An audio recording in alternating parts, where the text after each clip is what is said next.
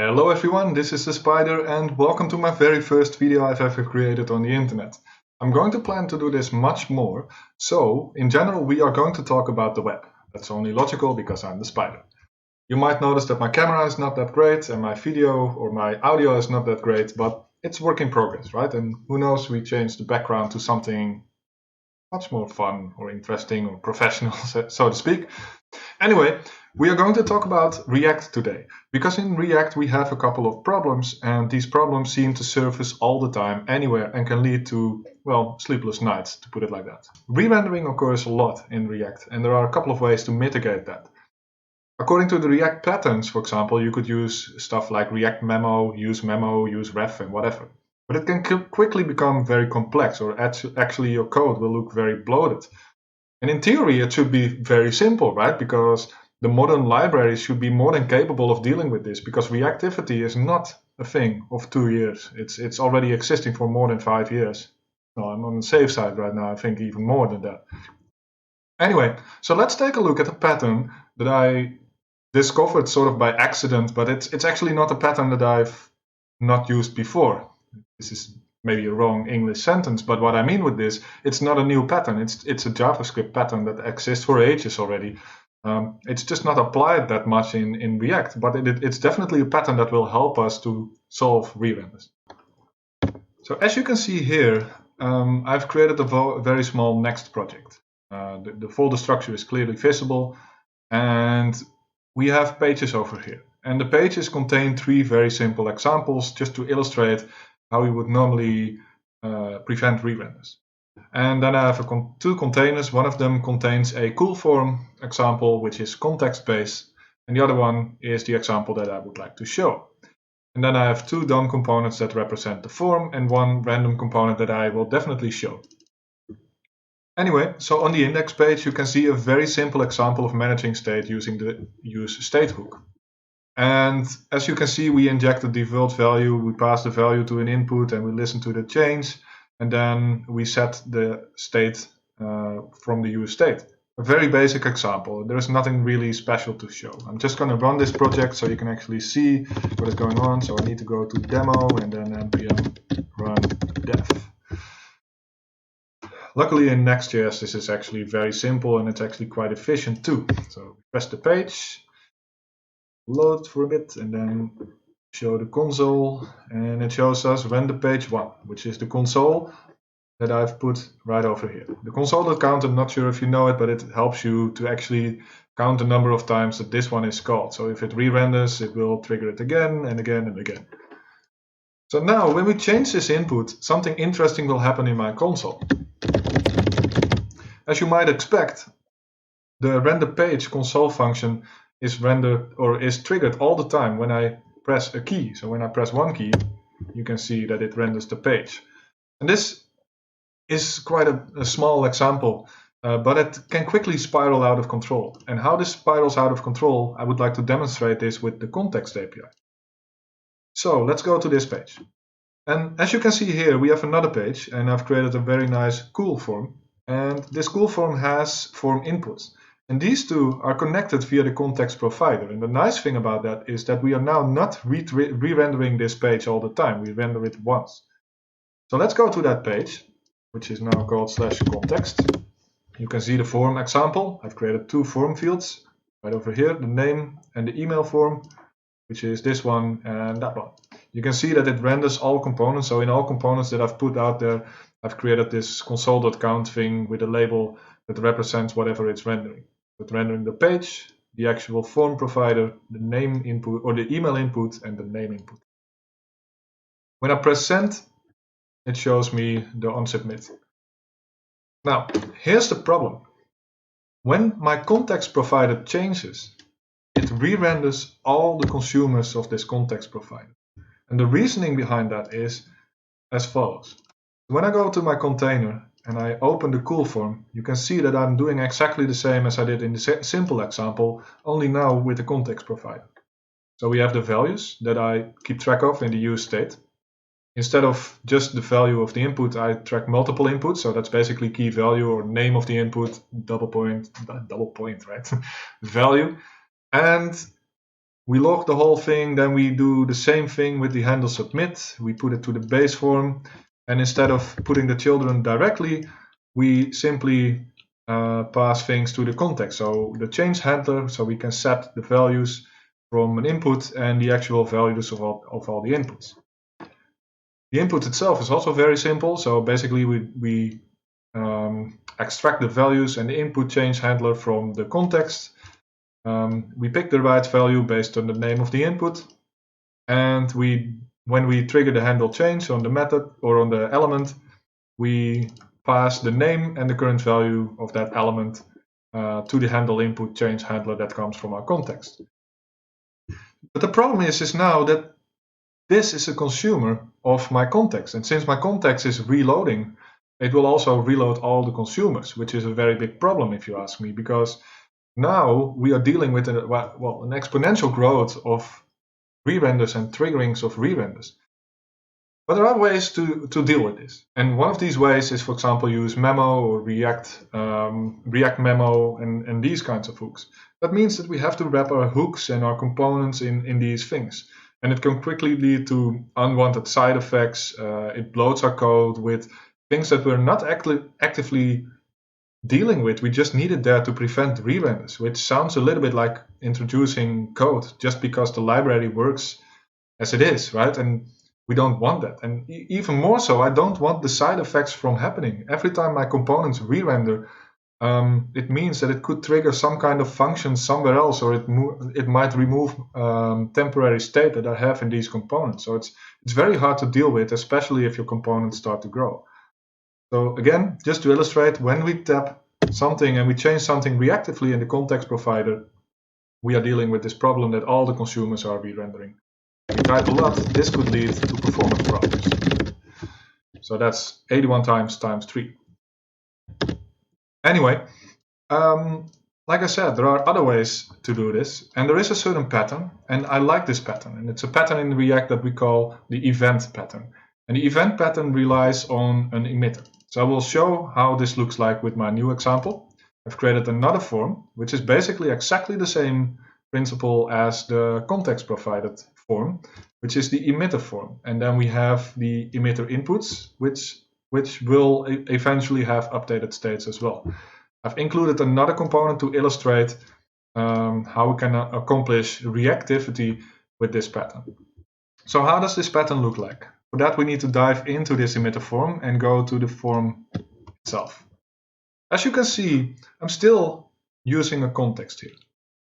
I'm passing that over here with a context value, but the main difference now is that I'm not passing input handlers that allow me to set state.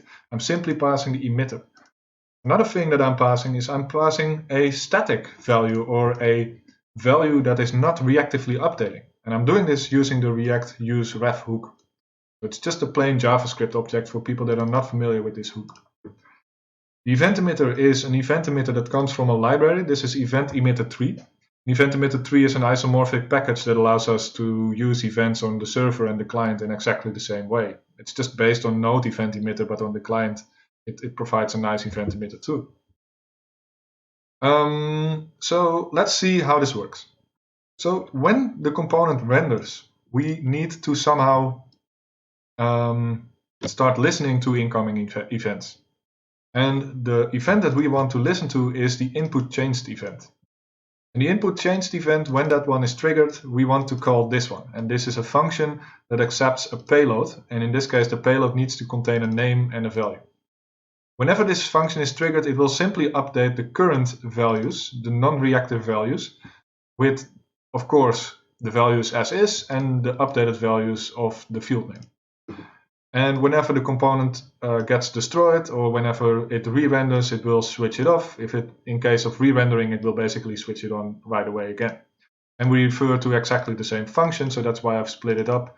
And we need to refer to the same function so that this event emitter knows which function to remove whenever this one is called. The handle submit, of course, works still the same. We just take the values and we pass the values to our submit handler. So let's take a look how this works in our input.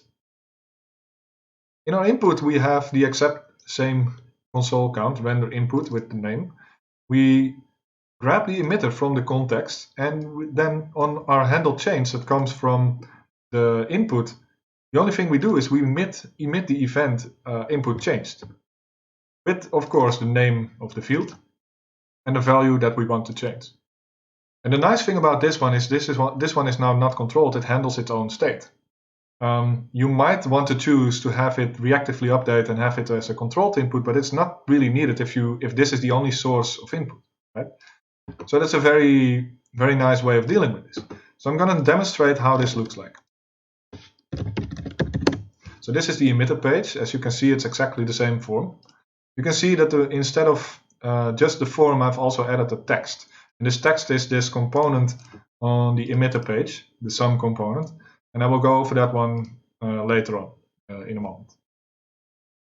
So when I type, you can see that we have the render page and everything has been rendered. But when I type, you can see that nothing is re-rendering. And this one as well. You might expect that when I press send, no values will be given because there was no re-render. But when I press send, everything is there. So how does this work?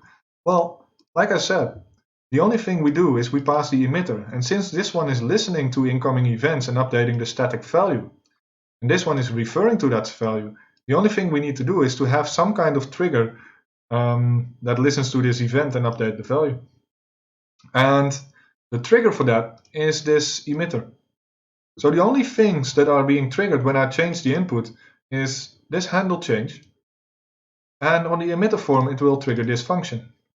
So I can demonstrate this one by putting the name and the value in a console log.